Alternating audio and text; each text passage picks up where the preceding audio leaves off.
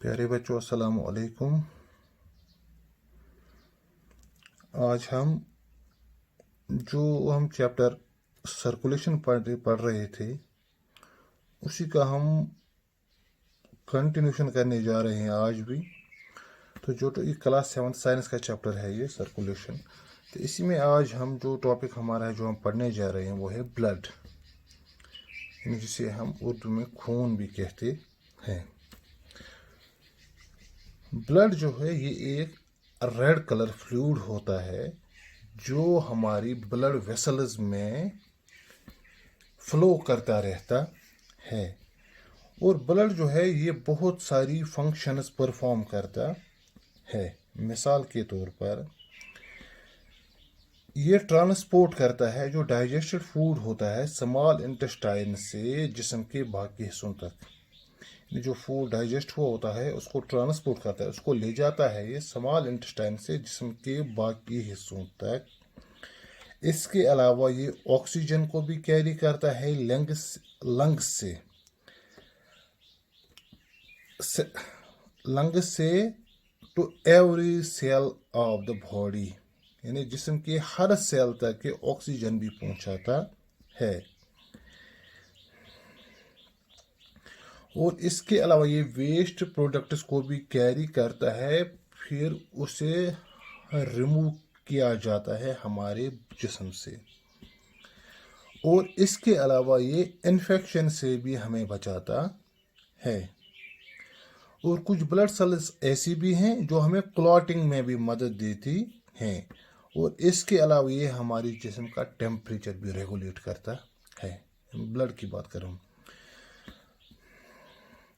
और ब्लड जो है अगर हम इसकी स्ट्रक्चर देखेंगे, यानी इसके किस चीज़ से बना है ये ब्लड जो है ये दो चीज़ों से बना है। पहला जो है इसमें एक लिक्विड पार्ट होता है जिसे हम प्लाज्मा कहते हैं।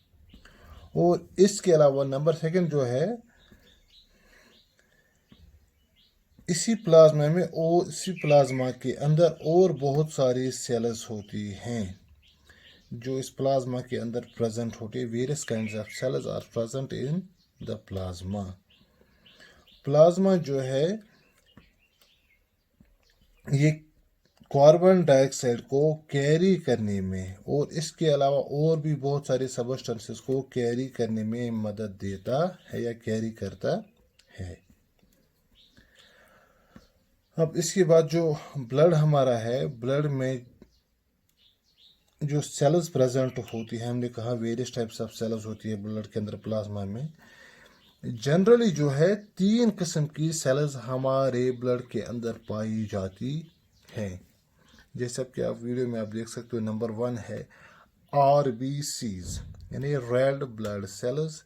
नंबर 2 है WBCs white blood cells. Number 3 जो है वो है प्लेटलेट्स।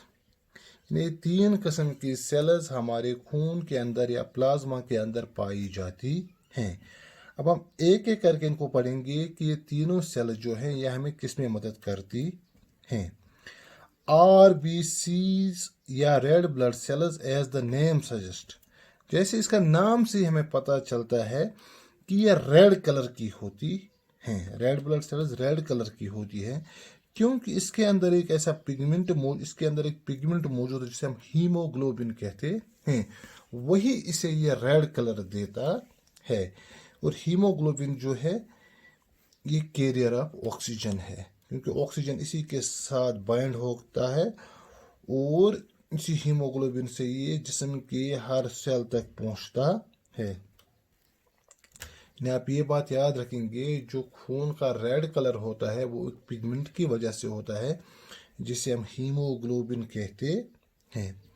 नंबर 2 हमारा है white blood cells. White blood cells या WBC जो है ये हमें मदद करते हैं इन्फेक्शन के खिलाफ लड़ने में। कोई भी जो बाहरी जो इन्वेडर होता है, जर्म्स होते हैं, जरासीम होते हैं जो हमारे जिस्म पे अटैक करते हैं, उनके खिलाफ वो WBCs फाइट करते हैं और उस इन्फेक्शन को हराने में मदद करते हैं। बहुत हमने देखा है कि जब कभी भी हमें दर्द होता है तो कभी हम मेडिसिन लेते हैं, कभी हम मेडिसिन नहीं लेते हैं।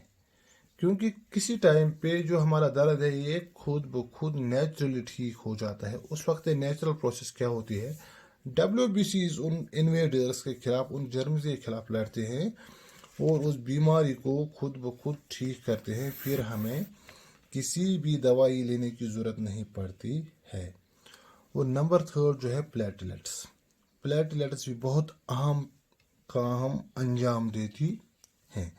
मिसाल के तौर पर कभी हमें छोटा मोटा जख्म जब हमें लगता है तो अचानक उसमें तो खून निकलना, जाहिर सी बात है उससे खून निकलना शुरू हो जाता है, लेकिन कुछ देर के बाद ये खून जो है ये धीरे धीरे निकलना जो है बंद हो जाता है। क्यों ये बंद हो जाता है? क्योंकि क्लॉटिंग जो है, क्लॉटिंग ब्लड होती है, ब्लड क्लॉट होता है, जमता है, जिसकी वजह से खून बाहर नहीं निकलता है। इसकी जो सरफेस जो है क्लॉट बनता है वो जमता वहाँ पे और फिर खून बाहर निकलता नहीं है।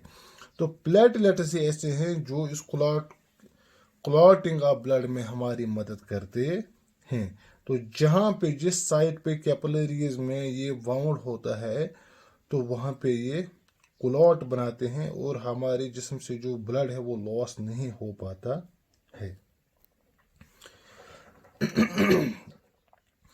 इसके बाद एक और चीज़ जो हार्ट, हमारे हार्ट बीट है, आपको पता है कि नॉर्मल इंसान जो है उसमें जो हार्ट बीट होती है वो 72 टाइम्स पर मिनट है।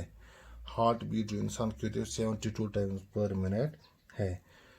और जो हार्ट है आपको पता है ये मसल्स का बना है और इसमें जो कंट्रैक्शन और रिलैक्सेशन, कंट्रैक्ट यानी हार्ट पहले सिकुड़ता है, प्रेशर करता है, फिर ये फूल जाता है, यानी सिकुड़ने को कंट्रैक्शन, फूलने को रिलैक्सेशन कहते हैं। कंट्रैक्शन और रिलैक्सेशन जब ये दोनों होती हैं इसी को हम एक हार्ट बीट कहते हैं। और हार्ट बीट जो है ये बढ़ती जाती है अगर हम एक्सरसाइज करेंगे, दौड़ेंगे, चलेंगे, उसके साथ हमारी heart beat 150 times per minute भी हो सकती हैं, डिपेंडिंग अपॉन कि हम एक्सर्शन जो है ये किस टाइप का कर रहे हैं। हैवी एक्सर्शन के दौरान हमारी हार्ट बीट बहुत तेज़ होती है, जिससे उस वक़्त हम खुद भी ऐसे ही महसूस करते हैं। आम हालत में हम हार्ट बीट को महसूस नहीं कर पाएंगे, लेकिन जब भी हम कोई एक्सरसाइज या एक्सर्शन करते हैं उस वक़्त हम इजीली अपनी हार्ट बीट को सुन सकते हैं और महसूस भी कर सकते हैं। और इसके लिए एक इंस्ट्रूमेंट भी होता है, जब हम डॉक्टर के पास जाते हैं, स्टेथोस्कोप जिसे हम कहते हैं। स्टेथोस्कोप की वजह से जो इस हार्ट के साउंड को एम्पलीफाई करता है, यानी इस हार्ट के साउंड को जब डॉक्टर जो है स्टेथोस्कोप जो है वो अपने कान में रखता है और उसका दूसरा हिस्सा हमारे हार्ट के ऊपर रखता है, यानी इस आवाज़ को बढ़ा देता है। जैसे जो हमारे यहाँ हम बोलते हैं हम माइक कहते हैं, असल में वो एम्पलीफायर ही होते हैं। मस्जिदों में माइक इस्तेमाल करते हैं अजान के लिए, वो एम्पलीफायर होते हैं। इसी तरह ये भी एक छोटा सा एम्पलीफायर है जो इस हार्ट के साउंड को एम्पलीफाई करता है। तो ये था हमारा आज का टॉपिक जो था ब्लड। मुझे उम्मीद है कि आपको ये समझ आया होगा। कोई भी क्वेश्चन हो, कोई भी आपकी क्वेरी हो तो आप मुझसे वो पूछ सकते हैं मेरे फ़ोन नंबर पे, या व्हाट्सएप के ज़रिए से आप मुझसे रब्ता कर सकते हैं किसी भी वक्त अगर आपको कोई प्रॉब्लम हो। बाकी वसलम।